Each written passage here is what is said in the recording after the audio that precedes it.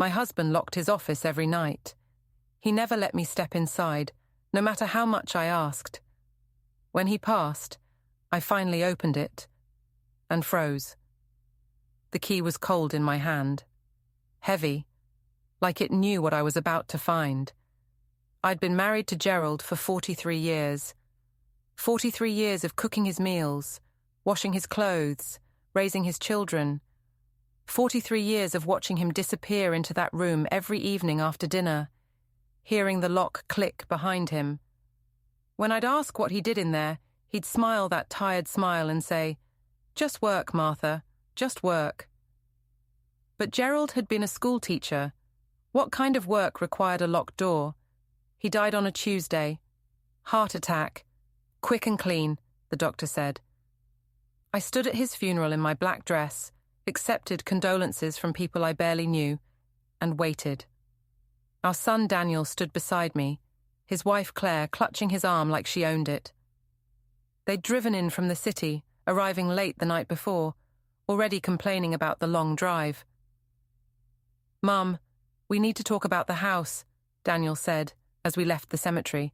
Not, "Are you okay?" or "How are you holding up?" Just straight to business. "Not today," I said. Claire touched my shoulder with her manicured hand. "We understand you're grieving, but these things need to be handled. The mortgage, the utilities. It's too much house for one person." I looked at her, really looked at her. She wore a black designer dress that probably cost more than my monthly grocery budget. Her lipstick was perfect, not a hair out of place. She hadn't cried once during the service. I said not today. Back at the house, they followed me inside. I could feel them evaluating everything. The worn couch, the faded curtains, the old television Gerald had refused to replace because it still works fine. I saw Claire wrinkle her nose at the wallpaper in the hallway. "Mum, let's be practical," Daniel said, settling onto the couch without invitation. "You can't maintain this place alone. We've been thinking. Claire and I could move in, help you manage things. Eventually, when you're ready, maybe move to a nice assisted living facility. I'm 65, not 90. But you're alone now," Claire said, her voice dripping with false sympathy. "Don't you think it would be better to have family close?" Family. The word tasted bitter. Daniel had visited maybe twice in the past 5 years, phone calls on birthdays and Christmas. That was the extent of our closeness. "I need to rest," I said. "Of course." Claire stood, smoothing her dress. "We'll stay at the house tonight. Help you sort through things tomorrow. The guest room's made up." After they went upstairs, I sat in Gerald's recliner. The leather was moulded to his shape. I could still smell his aftershave, that cheap drugstore brand he'd used for decades. My eyes drifted to the office door across the hall. The key was in my pocket. I'd found it in Gerald's nightstand, attached to a small leather fob with his initials embossed in gold. GHM, Gerald Henry Mitchell. I should have opened that door years ago, demanded answers. But I'd been the good wife, the obedient wife, the wife who didn't ask too many questions. Not anymore. I crossed the hall. The office door was solid oak, darker than the other doors in the house. Gerald had installed it himself 20 years ago, along with the deadbolt. A deadbolt, on an interior door. The key slid in smoothly. The lock clicked. I turned the handle and pushed. The office was smaller than I remembered. One window, with the blinds drawn tight. A desk against the far wall, neat and organized. Filing cabinets. Bookshelves lined with binders, each one labeled with years. 1982, 1983, 1984, continuing all the way to 2025. But it was the walls that made my breath catch. Photos, hundreds of them, covering every available surface. Pictures of Daniel as a baby, a toddler, a teenager. Pictures of me cooking, cleaning, sleeping. Pictures of our old house, our old neighbors. Pictures of people I didn't recognize. all of them labelled with dates and notes in Gerald's precise handwriting. I stepped closer. One photo showed Daniel at his college graduation. The note beneath read, "Daniel accepted into Henderson and Associates. First step complete." Another showed Claire, before we'd even met her. The note said, "Daniel's future wife. Family worth $2.3 million. Perfect." My hands started shaking. I pulled open the first filing cabinet. Inside were folders, each labelled with names. I found mine. Martha, Acquisition and Management. Acquisition. I opened it. Inside were documents, a marriage license, my old tax returns, medical records, bank statements, but also notes, pages and pages of notes in Gerald's handwriting. Martha responds well to positive reinforcement. Compliments about her cooking increase compliance by 40%. Criticism should be subtle, implied rather than direct. She has low self-esteem, easily manipulated through guilt. I read it twice, 3 times. The words didn't change. Isolate from college friends, accomplished through strategic moves and scheduling conflicts. Martha now depends primarily on me for social interaction. Ideal situation. My legs gave out. I sat hard on the office floor, the folder spilling across my lap.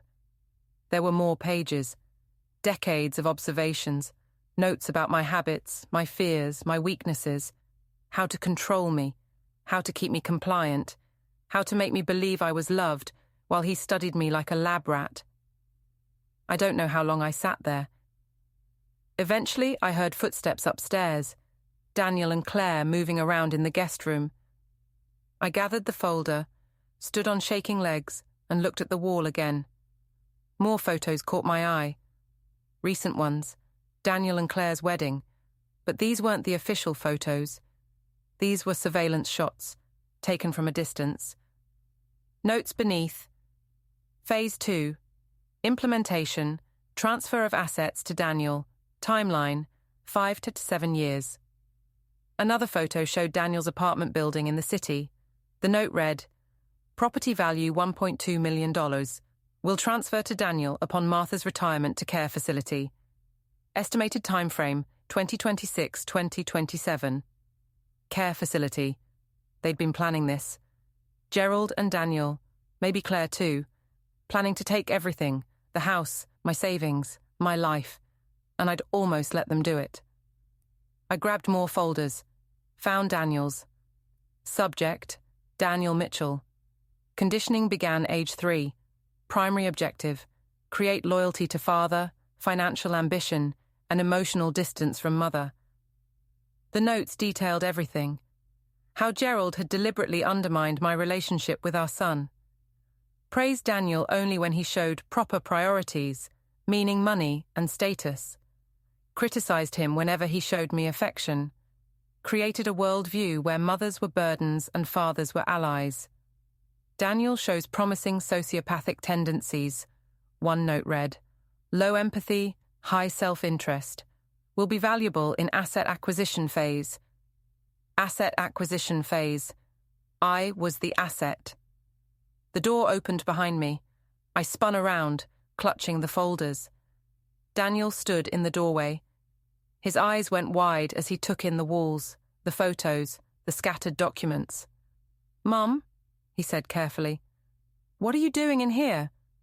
I looked at my son, really looked at him, saw the calculation in his eyes, the same expression Gerald used to get when he was working through a problem. "What am I doing?" My voice sounded strange, too calm. "I'm learning the truth." He stepped into the room, hands raised like I was a spooked animal. "Whatever you think you're seeing, I'm seeing 43 years of manipulation." I held up the folders. "I'm seeing documentation of how your father turned you into his accomplice, how you both planned to steal my life. That's not..." He stopped, looked at the walls again. His face went pale. "Dad told me this was financial planning, investment strategies. He said..." "He said what, Daniel? That it was for my own good, that I needed to be managed." Claire appeared behind him. Her eyes scanned the room with professional efficiency. Unlike Daniel, she didn't look surprised. She looked annoyed. "This complicates things," she said. Not "I'm sorry" or "I didn't know." Just complicates things. "You knew," I said. She shrugged. "Gerald was very thorough. He showed us everything 6 months ago. Explained the plan. How we'd transition you to a care facility, sell the house, manage the assets. It made sense. You're not getting any younger, and frankly, you're not equipped to handle finances." The casual cruelty of it hit me like a slap. "Get out," I said. "Mom, be reasonable," Daniel started. "Get out of my house. Now." "It's not just your house," Claire said. "Gerald left Daniel as co-owner. We checked with our lawyer. You can't force us to leave." I looked at her, saw the smug certainty on her face. She thought she'd won, thought I was the same weak, manageable Martha who'd let Gerald lock his door for 43 years. She was wrong. "We'll see about that," I said. They didn't leave. Of course they didn't. Instead, they retreated to the guest room, and I heard them making phone calls, probably to their lawyer. I spent the night in Gerald's office, reading, learning, understanding the full scope of what had been done to me. Gerald had been meticulous. Every folder was organized, every document labeled. He'd kept records of my daily routines, my medication, my doctor's appointments. He'd tracked my spending down to the penny, documented every conversation we'd had for the past 20 years. But more than that, he'd kept evidence of his own crimes. Because that's what they were, crimes.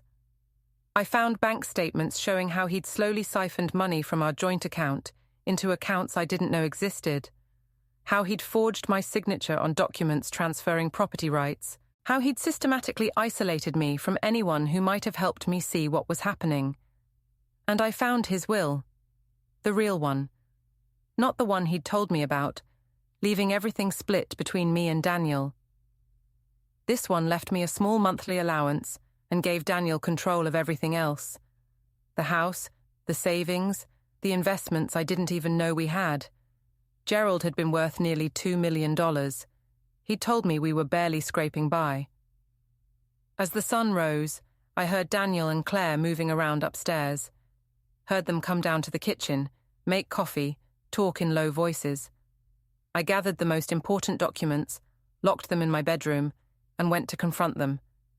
They were sitting at my kitchen table like they owned it. Claire had made toast. Daniel was scrolling through his phone. "We need to discuss the arrangements," Claire said without looking up. "We've spoken to our attorney. The will is clear. Daniel owns 50% of this property. We have every right to be here." "And I own 50%, I said. "Which means you need my permission to stay, which I'm not giving. Mum, don't be difficult." Daniel finally looked at me. "We're family. We're trying to help you." "Help me?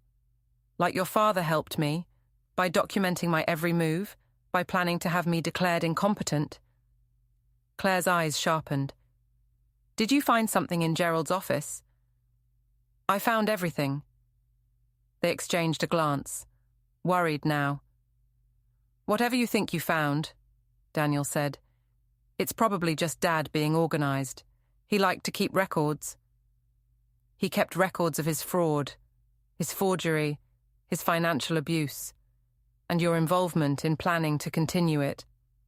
"That's ridiculous," Claire said, but her voice lacked conviction. I pulled out my phone. "I've already taken photos of everything, uploaded them to the cloud. If anything happens to those files, or to me, they'll be automatically sent to the police, the IRS, and every major newspaper in the state." It was a bluff.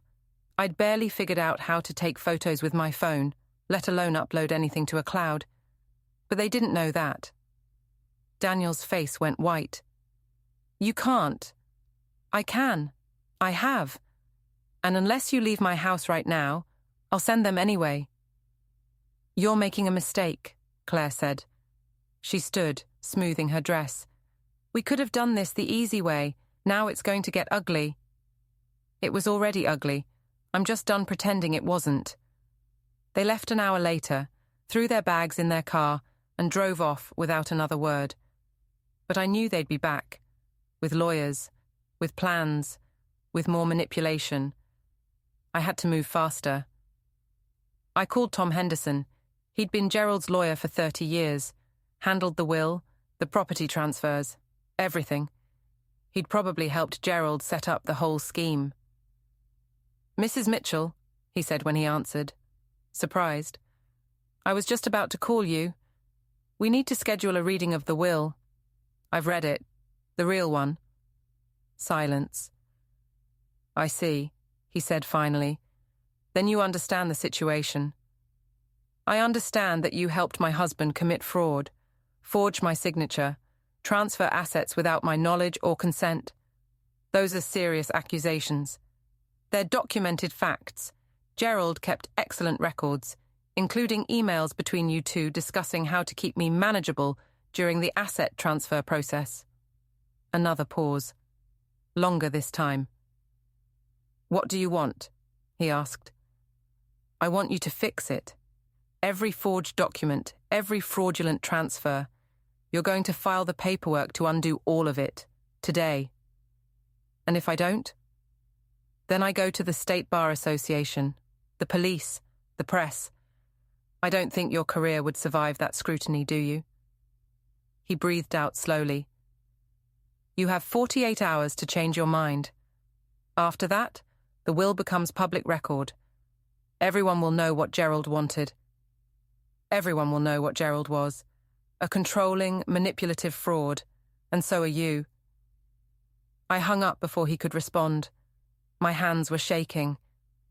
I'd never spoken to anyone like that before. Never threatened anyone. Never stood up for myself. It felt good. Terrifying, but good. I spent the rest of the day going through every file in Gerald's office, making copies, organizing evidence, building my case. That's when I found the second filing cabinet. This one was locked separately, with a different key. I had to break it open with a hammer and screwdriver. The lock gave way with a satisfying crack. Inside were more folders. But these weren't about me or Daniel. They were about other people. Neighbors, friends, people Gerald had worked with over the years. And they were full of blackmail material, photos of affairs, evidence of embezzlement, medical records that should have been private, tax fraud, criminal records, secrets that could destroy lives. Gerald had been collecting leverage on everyone he knew.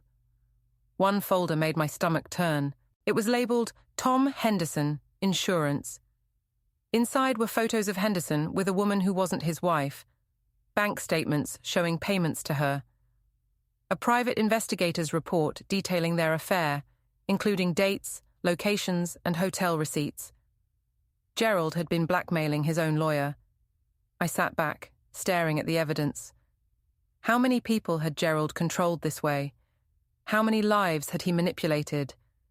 And how many of them would help me now if I freed them? I made a list, 15 people, 15 folders full of secrets. Then I started making phone calls. "Mrs. Mitchell?" Tom Henderson sounded suspicious when he answered. "I told you, 48 hours. "I found the other files," I said. "The ones about you and Rebecca." "I'm burning them," I continued. "All of them. Right now. I don't want your secrets. I don't want leverage. I just want you to do the right thing." "Why would you?" "Because I'm not Gerald. I'm not going to control people with fear. But I need you to understand something. If you don't fix what you helped him do to me, I won't have to blackmail you. Your wife will figure it out eventually. They always do. And when she does, you'll lose everything anyway. I'm giving you a chance to start fresh. Clean slate, do you understand?" Another long pause. "I'll have the paperwork ready by tomorrow morning," he said quietly. "Everything will be corrected." "Thank you." I hung up and lit a match. Watched Henderson's folder burn in the fireplace. Then I called the next number on my list. By midnight, I'd made 12 calls. freed 12 people from Gerald's web. Most of them cried, some were angry, all of them were grateful. I kept 3 folders, not for blackmail, for protection. One was labeled Daniel Mitchell, Insurance. I almost didn't want to open it, but I needed to know. Inside were photos of Daniel in college, meeting with a professor, handing over money. The note read, "Payment for grade changes, 3 courses, enough to secure graduation." More photos showed Daniel at his first job, taking money from the company safe. Embezzlement, covered by Gerald via cash payment to supervisor. Daniel remains unaware of documentation. My son was a criminal, and he didn't even know his father had evidence. The second folder was labeled Claire Mitchell, Background. It detailed her previous marriage, how she'd married a wealthy older man, divorced him within 2 years, and walked away with a substantial settlement. How she'd lied about her education, her work history, and her family background. How she'd specifically targeted Daniel after researching his family's assets. She was a con artist, and she'd married my son for his inheritance. The third folder was the worst. It was labeled Martha Mitchell, Contingency. Inside were medical documents, psychiatric evaluations that Gerald had forged, statements from doctors who didn't exist, a detailed plan for having me declared mentally incompetent and committed to a psychiatric facility. If Martha becomes unmanageable, Gerald had written, use enclosed documentation to have her evaluated. Dr. Williams has agreed to sign commitment papers for $50,000. Ensure Daniel is present to confirm behavioral observations. They'd been planning to lock me away, steal my life completely, and I would have died in some facility, alone and forgotten, while they lived in my house and spent my money. The cruelty of it made me physically ill. I was in the bathroom, throwing up, when I heard the front door open. Heavy footsteps, multiple people. I heard Daniel's voice, then Claire's, then a third voice I didn't recognize. I flushed the toilet, washed my face, and walked out to confront them. They were standing in the living room. Daniel, Claire, and a large man in a security guard uniform. "Mum, this is Officer Patterson," Daniel said. "We've explained the situation. You're not well. You need help." The security guard looked uncomfortable. "Mom, your son says you've been acting erratically, making accusations. He's concerned for your safety." "I'm fine." "She's not fine," Claire said. She held up her phone. "She called Tom Henderson and threatened him. Said she had blackmail material on him. That's illegal, Mrs. Mitchell. Extortion." "I didn't extort anyone. I freed him from my husband's blackmail." "She's delusional," Daniel said to the guard. "Our father just died. She's grief-stricken, not thinking clearly." The guard shifted his weight.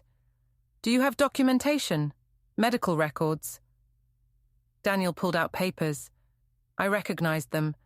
The forged psychiatric evaluation from Gerald's contingency folder. "She's been under psychiatric care for years," Daniel said. "Depression, paranoid delusions. We think she's stopped taking her medication." "I've never been to a psychiatrist in my life." "See?" Claire said. "She doesn't even remember. The doctor's name is right here. Dr. Williams." "Dr. Williams doesn't exist," I said. "My husband forged those documents. I can prove it." But even as I said it, I saw the doubt in the guard's eyes. I was a 65-year-old widow. Daniel and Claire were young, professional, credible. Who would he believe? "Ma'am, maybe you should come with me," the guard said, "just for an evaluation, to make sure you're okay." "I'm not going anywhere." "Mom, please." Daniel stepped closer. "We're worried about you. Let us help." I looked at my son, saw the calculation behind his concern. He'd learned well from Gerald. The fake sympathy, the manipulation disguised as care. "Get out," I said. "Mrs. Mitchell," the guard started. "I know my rights. I haven't committed a crime. I haven't threatened anyone. You can't force me to go anywhere, and if you try, I'll call the police. The real police." The guard looked at Daniel. She's right. Without a court order or evidence of immediate danger, I can't remove her from her own home. But the psychiatric evaluation, Claire began, isn't enough. She seems lucid, aware of her surroundings. I'm sorry, but there's nothing I can do. After they left, I deadbolted the door and shoved a chair under the handle. My heart was racing. That had been too close. They'd tried to have me committed. Tonight, right now, no warning, no mercy. If that guard had been less principled, I'd be in a psychiatric facility right now, locked up, drugged, while Daniel and Claire took everything. I couldn't wait for Tom Henderson's paperwork, couldn't trust that Daniel wouldn't try again with a different guard, a different doctor, a different lie. I needed help, real help. I thought of the folders, the people I'd freed from Gerald's blackmail, 15 people who owed me their secrets back, but I couldn't trust them. Not really. They'd been victims too. Who knew what they were capable of? Then I remembered Margaret Chen. No, I couldn't use that name. Margaret Foster, my old college roommate. We'd been close once, before Gerald had systematically cut her out of my life. Scheduling conflicts, he'd said. Maybe next time. There had never been a next time, but I'd found her address in one of Gerald's folders. He'd tracked her for years, making sure we never reconnected. She lived 2 hours away, ran a legal aid clinic, a lawyer, one who knew about people like Gerald. I grabbed my purse, the evidence folders, and walked out to my car. It was 2 a.m. I didn't care. I was halfway down the driveway when headlights blazed behind me. A car blocked my exit. Daniel's car. He got out, walked to my window. I kept my doors locked. "Where are you going, Mum?" "None of your business." "You can't leave. We need to talk about this. About Dad's office. About what you think you found." "I know what I found, and I'm done talking." "Please." He put his hand on my window. "I know you're angry. I know this looks bad. But Dad loved you. Everything he did was to protect you." "Protect me?" "He documented how to control me. He forged my signature. He planned to have me committed. He was worried about you. After he died, he wanted to make sure you were taken care of. By stealing everything I own," Daniel's expression flickered. For just a moment, I saw something real there. Guilt? Shame? But it disappeared quickly, replaced by that practiced concern. "The will is legal," he said. "Dad had a right to leave his assets to whomever he wanted. If you fight it, you'll lose everything. Legal fees alone will bankrupt you. Is that what you want? To end up with nothing?" "I already have nothing. Your father made sure of that." "That's not true. You have the house, which he put you on the deed for, without telling me. For estate planning. Mum, please, be reasonable. We can work this out. You don't need to run away in the middle of the night." But I did. Because Daniel wasn't going to stop. Claire wasn't going to stop. They'd keep pushing, keep manipulating, keep trying to take everything until I had nothing left. I put the car in reverse and backed up hard. Daniel jumped aside. Then I threw it in drive and went around his car, across the lawn, scraping through the hedge. Behind me, I heard him yelling. Saw his headlights follow me down the street. But I'd driven these roads for 43 years.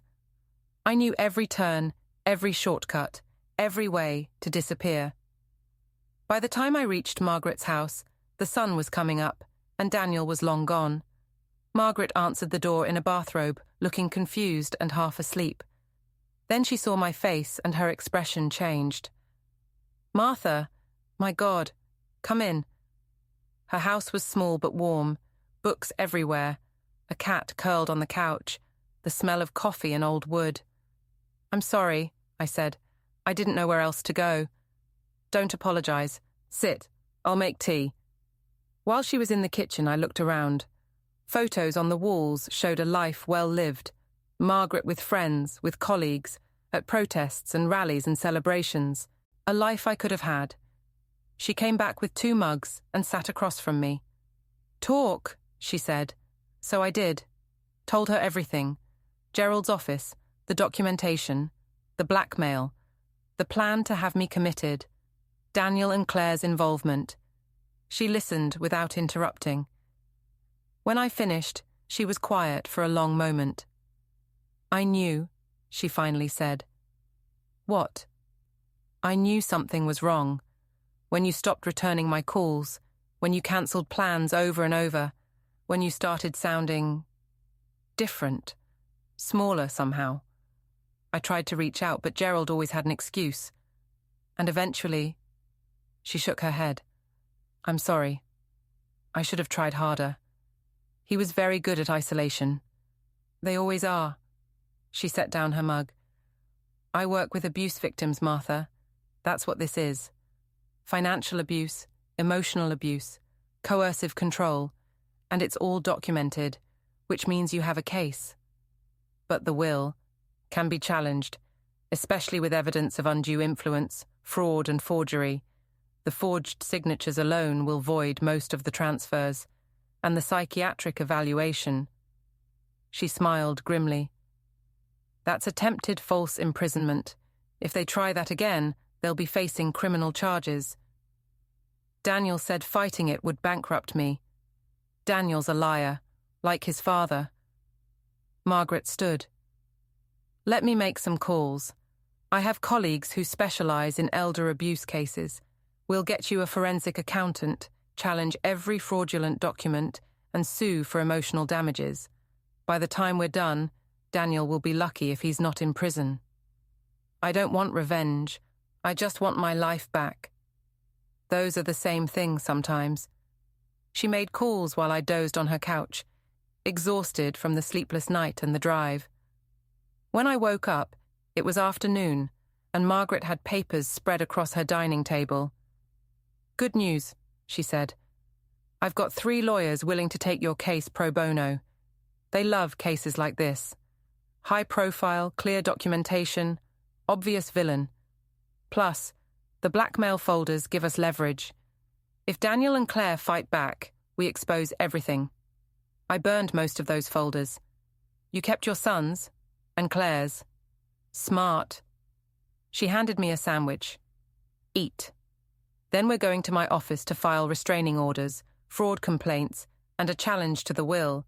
We're also going to freeze all joint accounts and put a hold on the property transfer. Can we do that?" "We can try. And with your documentation, we have a strong case." She paused. "Martha, this is going to get ugly. Daniel and Claire won't give up easily. They'll attack your character, your mental state, your competency. They'll drag up every argument you and Gerald ever had. Are you prepared for that?" "No, but I'm doing it anyway." "Good." She smiled. "That's the Martha I remember, the one who organized the whole dorm to protest housing inequality. You've been buried for a long time, but you're still in there." I'd forgotten that person, the girl I'd been before Gerald, before I learned to be quiet and compliant and manageable. Maybe it was time to remember. We spent the afternoon filing paperwork. Margaret's colleagues were efficient and angry, in a way that felt good. They believed me, saw what had been done to me, wanted to help.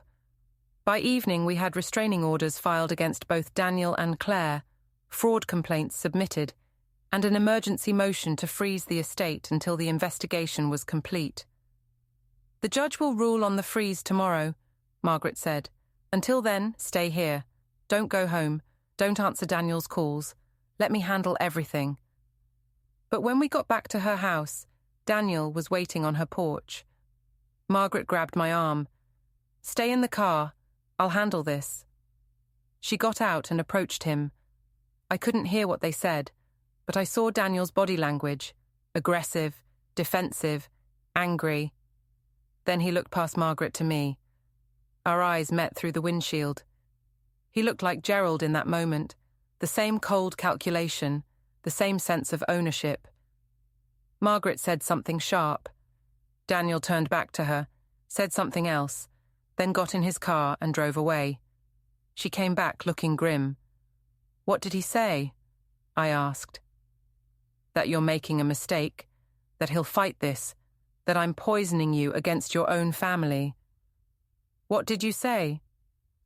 "That if he comes near you again, I'll have him arrested for violating the restraining order we're about to get, and that every word of this conversation is being recorded." She held up her phone. "I've dealt with men like him before. They only understand consequences." That night, lying in Margaret's guest room, I couldn't sleep. Every sound made me jump.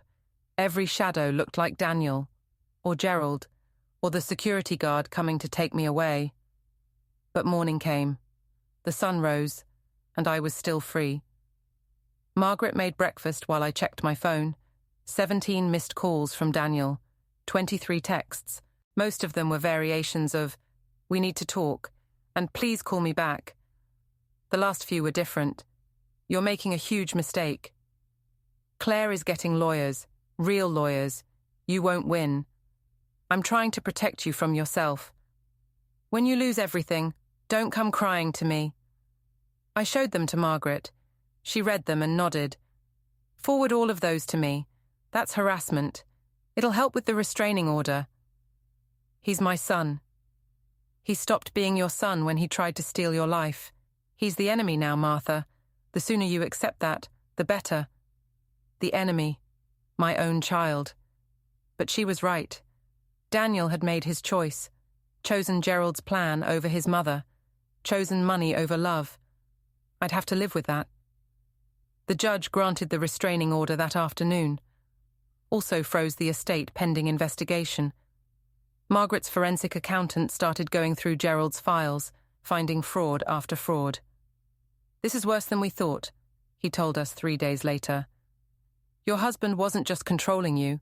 He was running a full-scale embezzlement operation. False invoices, shell companies, money laundering. The IRS is going to want these files." "How much?" Margaret asked. "At least 3 million, maybe more. All hidden from Martha, all illegally obtained. $3 million. And Gerald had told me we could barely afford new curtains." "Where did it come from?" I asked. "His school district, mostly.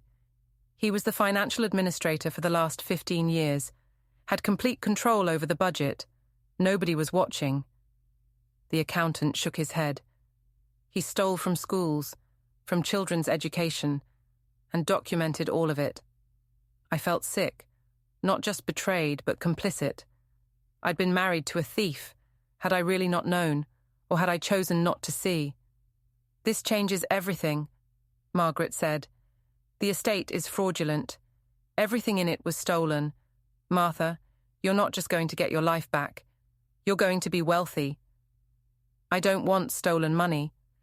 It's not about what you want. It's about what you're entitled to. Gerald put everything in joint accounts. Legally, half of it is yours. The other half will go back to the school district, along with penalties and interest. But your half is clean. You earned it by surviving him." I didn't feel like I'd survived anything. I felt like I was drowning. But the system moved forward with or without my feelings. The IRS opened an investigation. The school district filed a lawsuit against Gerald's estate. Daniel and Claire tried to block everything, but their lawyer withdrew after seeing the evidence. Tom Henderson filed the corrected paperwork. Every forged document was voided. Every fraudulent transfer reversed. My signature was removed from anything I hadn't actually signed. The house was mine again, completely mine. I moved back in 2 weeks after leaving. The locks had been changed. Daniel's key didn't work anymore. He tried to visit, stood on the porch, knocking, calling my name. I watched him through the window and didn't answer. Eventually, he left. Claire filed for divorce 3 days later.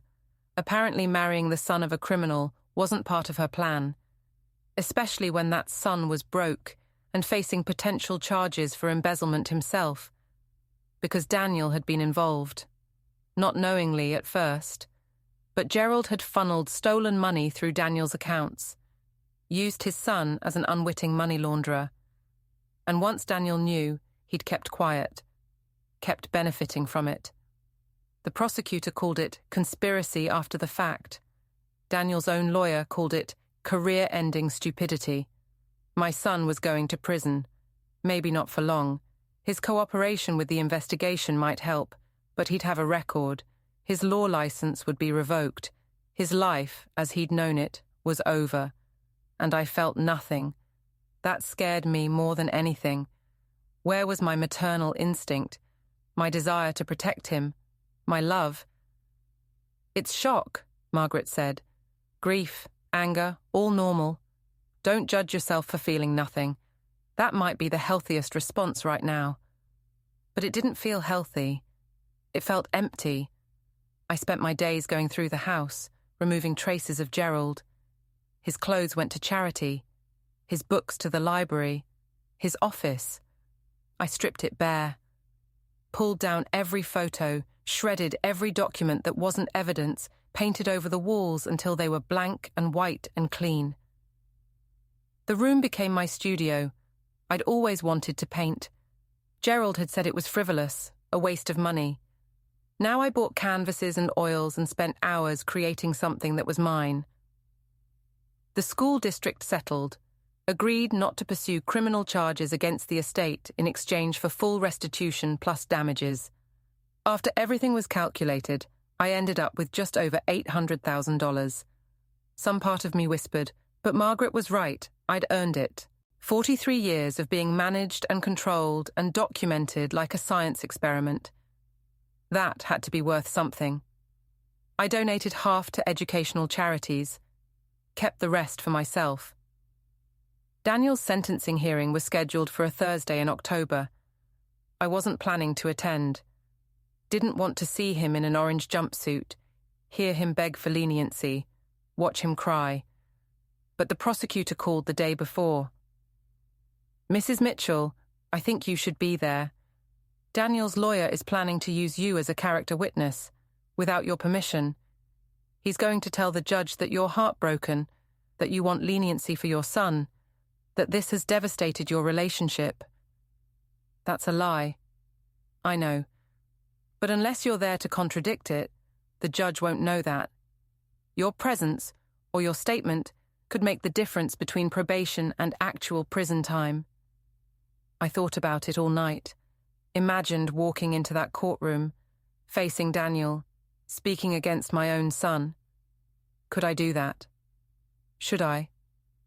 By morning, I still didn't know, but I got dressed anyway, put on my good navy suit, the one I'd bought for Gerald's funeral, drove to the courthouse. The courtroom was smaller than I expected. Daniel sat at a table with his lawyer, wearing a suit that probably cost more than my car. He'd lost weight, looked older. When he saw me walk in, his face went pale. The lawyer noticed, leaned over and whispered something. Daniel shook his head. Good. At least he knew better than to try his lies with me sitting right there. The hearing proceeded. The prosecutor laid out the charges, the evidence, the cooperation. Daniel's lawyer argued for probation, community service, restitution, painted Daniel as a victim of his father's manipulation. Your Honor, my client was raised by a criminal mastermind. From childhood, Gerald Mitchell molded his son into an accomplice. Daniel didn't choose this path. He was conditioned to follow it. And when he finally learned the truth, he cooperated fully with the investigation. He's already lost his career, his marriage, his reputation. Prison would serve no purpose but revenge. The judge looked unimpressed. The prosecution has recommended 18 months. Do you have any witnesses who can speak to Mr. Mitchell's character? Yes, Your Honor. His mother, Martha Mitchell, who... I'm right here, I said, standing up. And I'd like to speak. The judge looked surprised, but nodded. Approach the witness stand, Mrs. Mitchell. I walked past Daniel. Didn't look at him. Couldn't look at him. The clerk swore me in. I sat down. The judge waited. Mrs. Mitchell, do you wish to speak on behalf of your son? No, Your Honor. I wish to speak on behalf of the truth. Daniel's lawyer stood. Your Honor, this is irregular. Sit down, Counselor. I want to hear this. The judge turned back to me. Go ahead, Mrs. Mitchell. I took a breath. My son told you he was a victim of his father's manipulation. That's partially true. Gerald did manipulate him, from childhood. I have the documentation to prove it. But Daniel made choices. When he was 25 years old and found out his father was stealing from school children, he didn't report it. He accepted money from those thefts. When he was 32 and learned about the plan to have me committed to a psychiatric facility, he agreed to help. He brought a security guard to my house to take me away. And when I found evidence of all these crimes, his first response wasn't remorse or apology. It was to threaten me. Tell me I'd lose everything if I fought back. Mrs. Mitchell. Daniel's lawyer tried again. The judge held up a hand. Let her finish. I loved my son, I continued. I gave him everything I had. My time, my energy, my protection. I made excuses for him when he was cruel, forgave him when he was selfish, believed him when he lied. I was a good mother, maybe too good. Maybe if I'd been harder on him, he would have turned out different. But I can't change the past. I can only tell you who he is now. And now, he's a man who chose money over his mother, who tried to steal my home, my savings, my freedom, who showed no remorse until he got caught. So no, Your Honor, I'm not here to ask for leniency. I'm here to ask for justice. The courtroom was silent. I could feel Daniel staring at me, but I kept my eyes on the judge. She nodded slowly. Thank you, Mrs. Mitchell. You may step down. I walked back to my seat. My legs were shaking. I'd just condemned my own son to prison, spoken against him in open court, destroyed any chance he had at a reduced sentence, and I still felt nothing. The judge deliberated for less than 5 minutes. Mr. Mitchell, you've pleaded guilty to conspiracy to commit fraud, embezzlement, and attempted false imprisonment. The prosecution has recommended 18 months. Your lawyer has asked for probation. I've heard from your mother, and I've read the pre-sentencing report, which details a pattern of entitled, selfish behavior dating back to your college years. You cheated in school. You stole from your employer. You attempted to institutionalize your own mother to steal her assets. And throughout all of this, you showed no genuine remorse until you faced consequences. That tells me everything I need to know about your character. Daniel started to stand. His lawyer pulled him back down. I'm sentencing you to 36 months in federal prison, followed by 3 years of supervised release. You'll pay full restitution to both the school district and your mother, and you'll forfeit any right to your father's estate. Do you understand? Your Honor, please. Daniel's voice cracked. I made mistakes, but I'm trying to change. I'm seeing a therapist.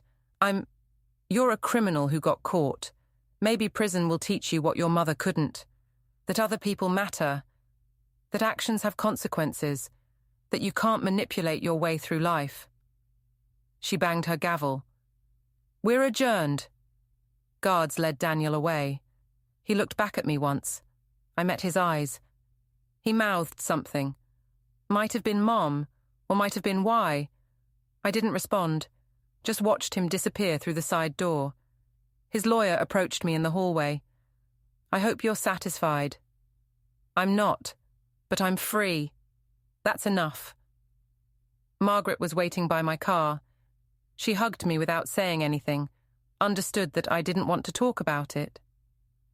We drove to her house and sat in her backyard, drinking wine and watching the sunset.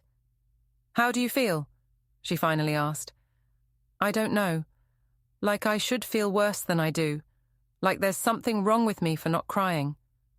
There's nothing wrong with you. You're processing 43 years of abuse. That doesn't happen in a day. He's my son. He stopped being your son when he chose to be your enemy. You didn't make that choice. He did. I knew she was right, but knowledge and feeling were different things. I went home that night to my empty house, my clean house, my house that was finally, completely mine. And I slept better than I had in years. The letters started arriving 2 weeks after Daniel's sentencing. All from him, sent from the Federal Correctional Facility in Pennsylvania. I didn't open them, not the first one, or the second, or the 10th. I just stacked them on the kitchen counter, unopened, until there were 23 of them sitting there like an accusation. Margaret noticed during one of her visits. Are you going to read those? Should I? Only if you want to, but don't feel obligated. You don't owe him anything, not even your attention. But curiosity got the better of me, or maybe it was something else, some stubborn part of me that needed to know if he understood, if he was sorry, if any part of my son was still in there. I opened the first letter late one night, after 2 glasses of wine.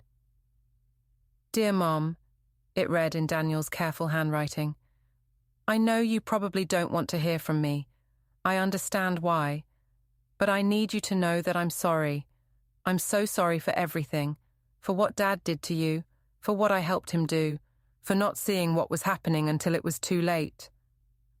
Prison gives you a lot of time to think, to realize how badly you've messed up your life. I've been seeing the prison therapist twice a week, working through everything, understanding how Dad manipulated both of us, how he trained me to see you as weak, as someone who needed to be managed rather than respected. I was wrong, so wrong, and I'm sorry. I set the letter down. Read it again. It sounded sincere. But Daniel had always been good at sounding sincere. Gerald had taught him that. The second letter was more of the same. Apologies and therapy insights and promises to do better. The third letter asked if I would visit. I put them all back in their envelopes and didn't open any more. Life moved forward. I joined a book club, started volunteering at the library, reconnected with old friends I hadn't seen in decades, people I'd lost when Gerald decided I didn't need them. One of them was Sarah Davis, who'd lived next door 20 years ago. We'd been close until Gerald had complained about her loud parties and inappropriate influence. She'd moved away eventually, but I found her on social media and reached out. We met for coffee. She'd aged well, still vibrant and energetic at 68. I always wondered what happened to you, she said. One day we were friends, the next you were too busy to even wave hello. I thought I'd offended you somehow. You didn't. Gerald just didn't like me having friends. I figured it was something like that. Your husband gave me the creeps, always watching, always smiling that smile that didn't reach his eyes. She stirred her coffee. I'm glad you're free of him. We talked for hours. She told me about her life, her grandchildren, her adventures travelling after her husband retired. I told her about the office, the files, the trial. Jesus, she said when I finished. That's like something out of a horror movie. How are you even functioning? I don't know. Some days I'm fine. Other days I can't get out of bed. But I'm trying. That's all anyone can do. She became a regular part of my life after that. Coffee every Tuesday, dinner on Fridays, sometimes just phone calls when I needed to hear a friendly voice. It helped, more than I'd expected. 6 months after Daniel's sentencing, Claire showed up at my door. I almost didn't recognize her. She'd dyed her hair darker, gained weight, looked tired and worn. Mrs. Mitchell, she said when I opened the door, can we talk? I have a restraining order against you. I know. It expired last week. Please, 5 minutes. Against my better judgment, I let her in. We sat in the living room, the space between us heavy with history. I wanted to apologize, she said, for everything, for what I tried to do, for manipulating Daniel, for being part of your husband's plan. Okay. I was desperate. My first marriage left me broke. I had debt collectors calling every day. When I met Daniel and found out about his family's money, I saw a way out. I didn't care who got hurt. I just wanted to survive. So you decided to destroy me? I told myself you'd be fine, that you'd be better off in a care facility. Taken care of? No worries. I didn't let myself think about what it would really mean. Taking away your freedom, your dignity, your life. She wiped her eyes. I'm not asking for forgiveness. I don't deserve it. I just wanted you to know that I'm sorry and that I'm trying to be better. Are you? I asked. Or are you just sorry you got caught? Both, probably. But I'm working on it. Therapy, financial counseling, actually paying off my debts instead of trying to con my way out of them. She stood. Thank you for listening. I'll leave you alone now. I watched her walk to the door. Something made me call out. Claire. She turned. Did you love him at all? Daniel? Or was it always just about the money? She considered the question. I wanted to love him. Tried to convince myself I did. But no. It was always about the money. I'm not sure I'm capable of loving anyone. That's something else I'm working on in therapy. After she left, I sat in the quiet house and thought about love, about what it meant, what it cost. I'd loved Gerald once, or thought I had. Had it been real, or had I just loved the idea of being loved, the security of marriage, the comfort of not being alone? And Daniel, I'd loved him fiercely when he was small, held him when he cried, celebrated his accomplishments, defended him against the world. When had that love died? When had I started feeling nothing? Or had I ever really loved him at all? Or just loved being a mother? The questions kept me up at night. Margaret threw me a party. A freedom celebration, she called it. Just a few close friends, good food, better wine. Sarah gave a toast. To Martha, who survived hell and came out stronger, who faced down criminals and lawyers and her own family, who reclaimed her life when most people would have given up. You're an inspiration. Everyone cheered. I blushed and tried to deflect. But secretly, I felt proud. I had survived. I was stronger. I had reclaimed my life. And I was happy. Not all the time. Not even most of the time. But sometimes, in quiet moments, I felt something that might have been happiness, or at least peace. That was enough. Daniel's letters kept coming. I started opening them again, reading them but not responding. They evolved over time. Less apology, more reflection. He wrote about the other prisoners, the classes he was taking, the books he was reading. One letter said, I'm learning about restorative justice, about making amends not through words, but through actions, about accepting that the people you hurt don't owe you forgiveness. I don't expect you to forgive me, Mom. I don't even expect you to read these letters. But writing them helps me understand what I did wrong. How I became the kind of person who could hurt his own mother. I'm not asking for anything, just trying to be better than I was. I put that letter in a drawer instead of the stack with the others. I got a call from the prison. Daniel had been released early for good behavior, served 24 months of his 36-month sentence. He listed you as his emergency contact, the administrator said, for when he gets out. Is that correct? No, I said. Remove my name from his file. Are you sure? He has nowhere else to go. His ex-wife won't take him, and his father is deceased. I'm sure. I hung up and stared at the phone. Daniel was free. Out in the world. With no job, no money, no home, no family willing to help him. Part of me felt guilty. He was my son, my responsibility. But a larger part remembered the security guard, the forged psychiatric evaluation, the plan to lock me away. He'd made his choices. Now he had to live with them. 3 days later, he showed up at my door. I'd been expecting it, almost dreading it, but also curious to see who he'd become. He looked older, lines around his eyes that hadn't been there before, grey in his hair, thinner, worn down in a way that seemed permanent. Hi, Mum, he said. Daniel, can I come in? No.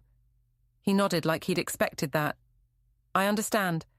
I just wanted to see you, tell you in person that I'm sorry for everything, and to let you know I'm leaving town, going to the West Coast, starting over. I won't bother you again. Good.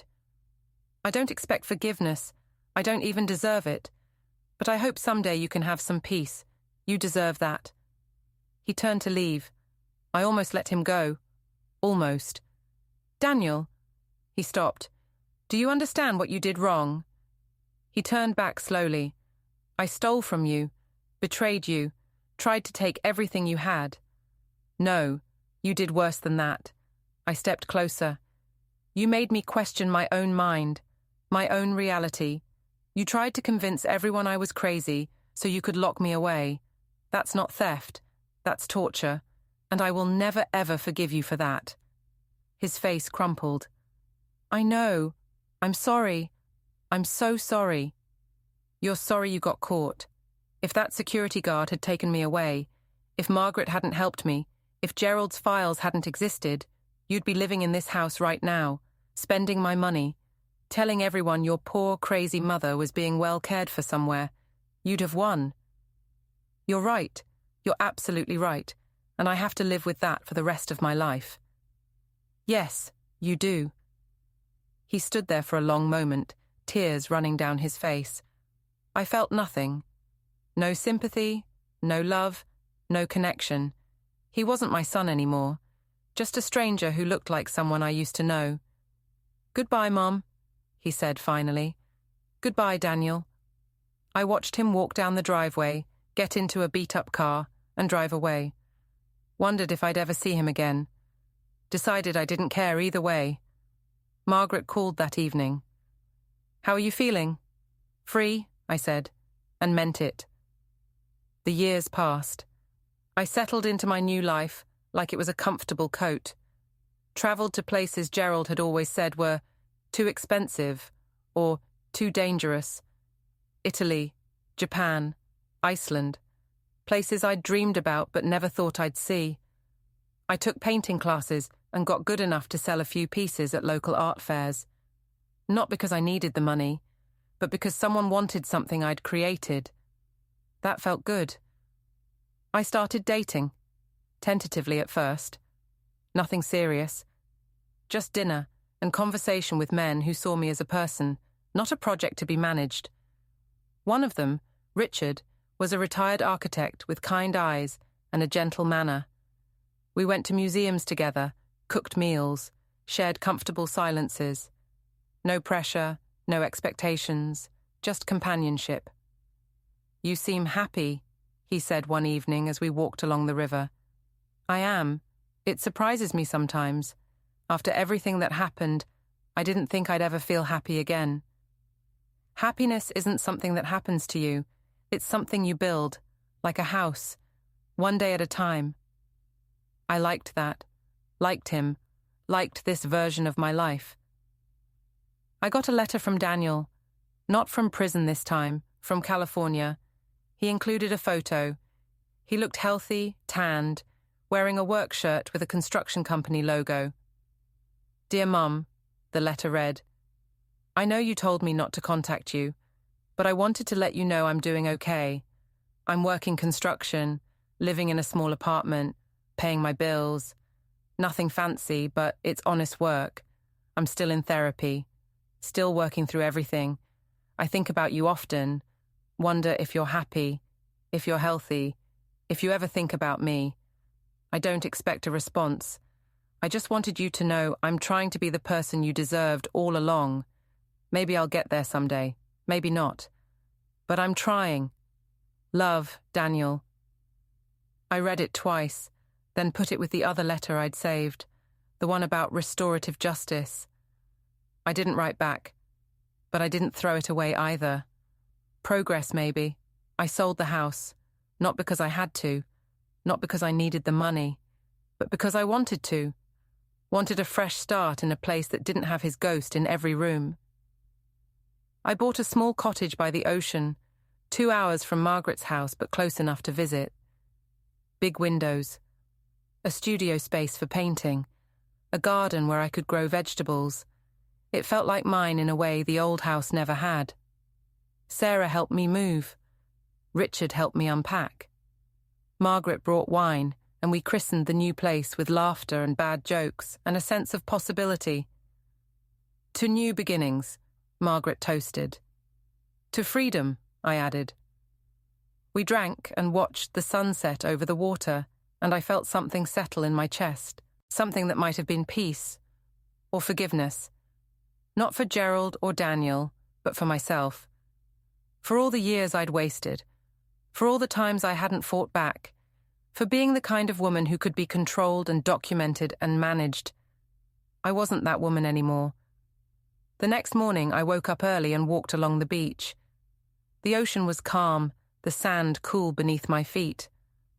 I thought about Gerald's office, about all those files, all that documentation, all those years of my life reduced to observations in a notebook. I thought about burning them, all of them, the evidence, the photographs, the notes, just destroying every trace of what had been done to me.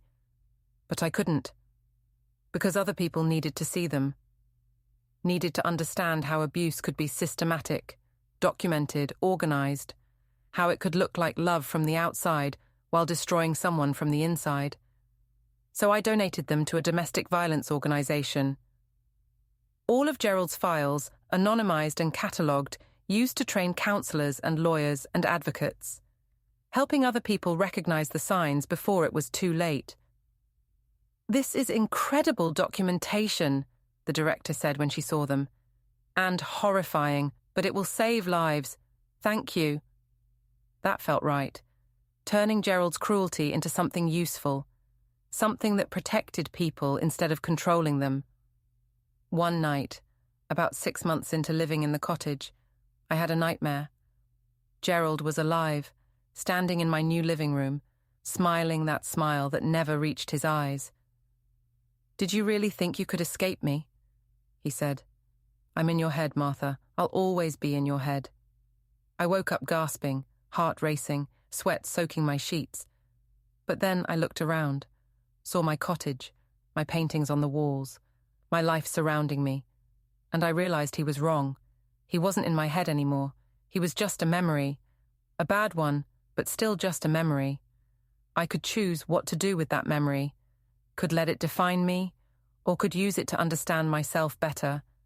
Could let it make me bitter, or could let it make me stronger. I chose stronger. Richard asked me to move in with him about a year after I bought the cottage. I said no. "It's not that I don't care about you," I explained. "I do, but I need this space, need to live alone, need to know I can take care of myself." "I understand," he said. And he did. That's why I cared about him. We kept dating, kept spending time together, but I kept my cottage and my independence. Some nights he'd stay over, some nights I'd stay at his place, but I always had somewhere to go back to that was completely, utterly mine. That mattered more than I could explain. I got a call from a number I didn't recognize, almost didn't answer, but curiosity won out. "Mrs. Mitchell, this is Detective Sarah Park with the California State Police. I'm calling about your son, Daniel Mitchell." My stomach dropped. What happened? "He's fine. He's not in trouble. But he was a witness to a crime, and during the investigation, we discovered some information you should know about." "What kind of information?" "Your son has been working with a non-profit that helps formerly incarcerated people reintegrate into society. He's been a counselor there for the past 2 years, using his own experience to help others avoid the mistakes he made. One of his clients tried to scam an elderly woman, and Daniel reported it. Stopped it before any money changed hands. The woman wanted to thank him, and when we did a background check for the commendation, we found his history, found your name. We thought you should know what he's been doing." I sat down slowly. "He's helping people?" "Yes, ma'am. And according to his supervisor, he's very good at it. Probably because he understands the temptation firsthand. He's saved several people from financial scams over the past 2 years." After we hung up, I sat in my cottage and stared at the ocean. Thought about the Daniel I'd known, the one who'd tried to steal my life, the one who'd chosen money over love. And I thought about this new Daniel, the one who'd spent 2 years in prison, the one who'd written those letters, the one who was apparently trying to protect other people the way he'd failed to protect me. People could change. I'd changed. Maybe he had too. I didn't call him, didn't reach out, but I thought about him differently after that. Not with love or forgiveness, but with something that might have been hope.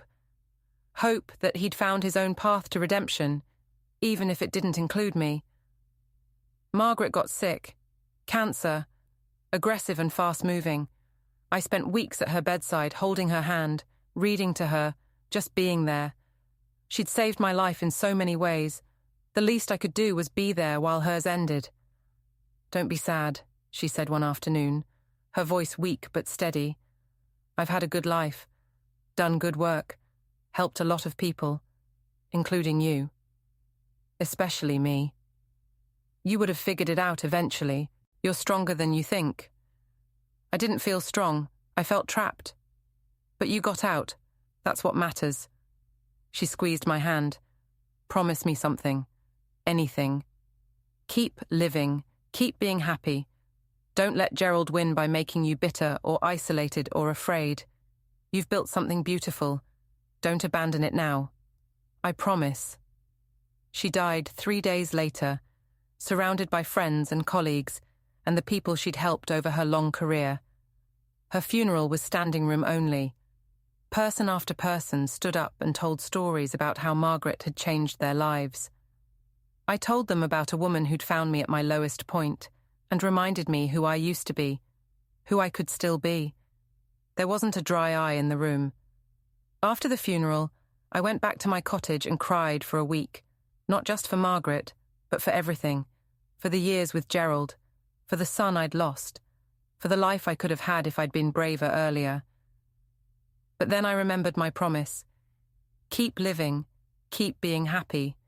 So I dried my eyes, made some coffee, and went back to my life. Richard was patient with my grief, gave me space when I needed it, companionship when I wanted it. Never pushed, never demanded. I looked at him across my dinner table and realized I loved him. Not the desperate, needy love I'd felt for Gerald, but something calmer, steadier, built on respect and kindness and genuine affection. "I love you," I said. He smiled. "I know, I love you too. How long have you known?" "About a year, but I figured you'd tell me when you were ready." That's what love should be, I thought. Patient, respectful, safe. We didn't get married. Neither of us wanted that. But we built something that felt like partnership, like we were two complete people choosing to spend time together, rather than two incomplete people trying to fill each other's gaps. It worked. I got another call about Daniel, this time from a hospital. "Mrs. Mitchell, your son was in a car accident. He's stable, but he's asking for you." "I'm not his emergency contact." "He doesn't have one. You're the only family we could find." I almost said no, almost hung up and went back to my peaceful life. But something made me ask, how bad is it? Broken leg, some internal bruising. He'll recover, but he's pretty shaken up. I drove to California, took 2 days, stopped at hotels along the way, gave myself plenty of time to change my mind and turn around. But I didn't. The hospital was small, in a town I'd never heard of. Daniel was in a shared room, his leg in a cast, looking pale and tired. He saw me and his eyes went wide. "Mum?" "Hi, Daniel. You came." Against my better judgment. He laughed, then winced. "Hurts to laugh. Everything hurts, actually." I sat in the chair beside his bed, looked at him, really looked at him. He was 43 years old now, had lines around his eyes, grey in his hair, looked like a man who'd lived hard and learned harder. "How are you?" he asked. "I'm good. I'm happy. I have a life I love." "I'm glad." He seemed to mean it. "I think about you sometimes. Wonder if you're okay. if you ever think about me. Sometimes, not often. Fair. He adjusted his pillows. Why did you come? I don't know. Maybe because Margaret would have wanted me to. Maybe because I was curious. Maybe because you're still my son, even if I don't love you the way I used to. He nodded slowly. I don't expect you to love me. I don't even expect you to like me. But I'm grateful you're here. We talked for an hour. About his work at the non-profit. About the people he'd helped. About his therapy and his sobriety. Apparently he'd had a drinking problem that prison had interrupted and he'd been sober ever since. I'm trying to be a good person, he said. I don't know if I'll ever get there. But I'm trying. That's all anyone can do. When I left, I told him he could call me sometimes. Not often, just occasionally, to let me know he was okay. Really? He looked like he might cry. Really? But Daniel, if you ever lie to me again, if you ever try to manipulate me, if you ever make me feel like I did during those years with your father, I will disappear from your life completely. Do you understand? I understand. Thank you, Mom. I drove home slowly, thinking about forgiveness, whether I'd forgiven Daniel, whether I ever would. I decided I hadn't, probably never would. But maybe I'd accepted him, accepted that he was flawed and damaged and trying, that he'd been shaped by Gerald's cruelty just like I had, that we were both victims, even if he'd also been a perpetrator. It wasn't forgiveness, but it was something. I threw a party, not a freedom celebration or a milestone event, just a party, because I wanted to, because I had friends and a life and reasons to celebrate. Sarah came with her daughter and grandchildren. Richard came with wine and his famous lasagna. My art students came. I'd started teaching painting classes at the community centre. My book club friends, my neighbours, people I'd met at the beach, at the grocery store, at random moments over the past decade. My cottage was full of laughter and conversation and life. Daniel called that evening, like he did every few weeks now. Brief conversations, nothing deep, just checking in. Sounds like you're having a party, he said, hearing the noise in the background. I am. Last-minute thing. Just felt like celebrating. What are you celebrating? Being alive, being happy, being free. That's a good reason. He paused. Mum, I'm proud of you, for everything you've built, everything you've become. Thank you, Daniel. After we hung up, I stood on my deck and looked at the ocean. Thought about the woman I'd been 10 years ago, trapped in Gerald's house, controlled and documented and managed, believing she had no options, no power, no future. That woman was gone, replaced by someone stronger, someone who knew her worth, someone who'd survived hell and come out the other side, not just intact, but thriving. Gerald had tried to break me, to reduce me to a collection of data points and observations, to prove I was weak and helpless and needed to be controlled. He'd been wrong, and the best revenge, I'd learned, wasn't destroying him or Daniel or anyone else. It was this life, this happiness, this absolute freedom to be whoever I wanted to be. They'd tried to take everything from me. Instead, I'd taken everything back and built something better. Richard came out onto the deck and wrapped his arms around me. What are you thinking about? How far I've come, how good this feels. You've earned it. We both have. We stood there, watching the sun set over the ocean, and I felt something I hadn't felt in decades, maybe ever, complete and total peace. Daniel was trying to rebuild his life in California. Claire had disappeared into whatever life she'd made for herself. Tom Henderson had retired in disgrace. All the people who'd tried to control me, manipulate me, steal from me, they were gone, and I was still here, still standing, still living, still happy. That was the victory. Not revenge, not punishment, just survival. Just this moment.